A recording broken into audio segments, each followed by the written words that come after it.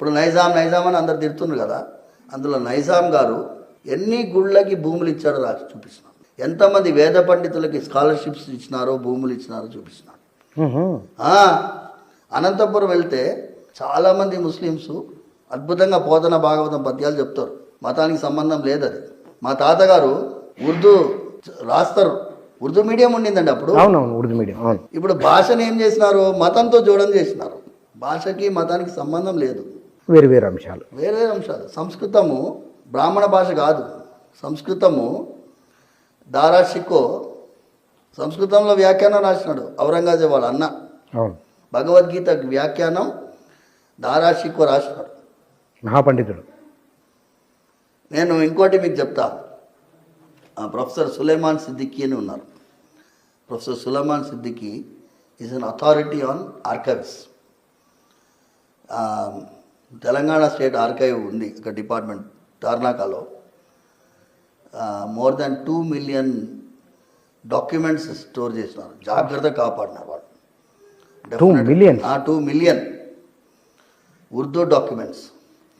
ఆయన నాకు ఒక ఆర్టికల్ రాసి చూపించినాడు. ఆయన రాసిన ఆర్టికల్.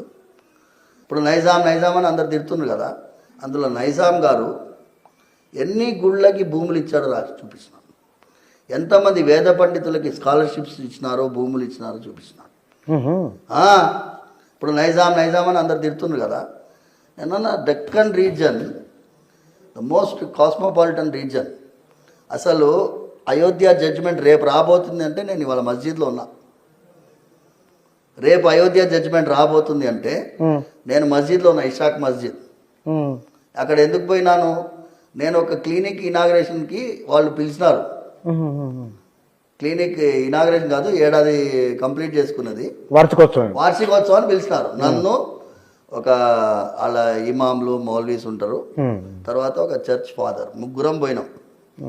వాళ్ళు మీడియా వాళ్ళు వస్తారా రారా, వచ్చిండ్రు. వచ్చి రేపు అయోధ్య జడ్జిమెంట్ వస్తుంది కదా, మీ అభిప్రాయం ఏందని అడిగిండ్రు. అక్కడే అడిగిండ్రు. నేనన్నా మేము దక్షిణ అయోధ్యకి, ఇక్కడ దక్షిణ అయోధ్య, ఇది ఏది భద్రాచలం, అది ఉత్తర అయోధ్య.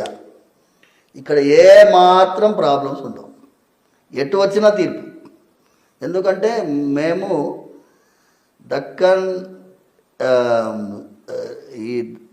ఈ భాగం అంటే తెలంగాణ భాగం దక్కన్ కదా, ఇది దక్షిణాన్ని వాళ్ళు దక్కన్ అంటారు.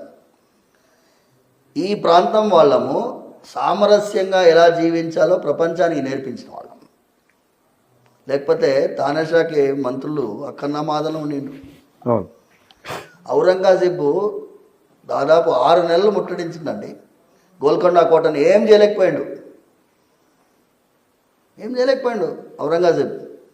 తానాషా పైకెక్కి నవ్వుతుండే, గాలి ఎగిరి అంటే ఫరిస్టా రికార్డ్ చేస్తారు అన్నీ. ఆయన వర్షం పడితే బట్టలన్నీ ఎగిరిపోతే ఆయన నవ్వుతున్నాడు పైకెక్కి తానాషా. ఎందుకు అంటే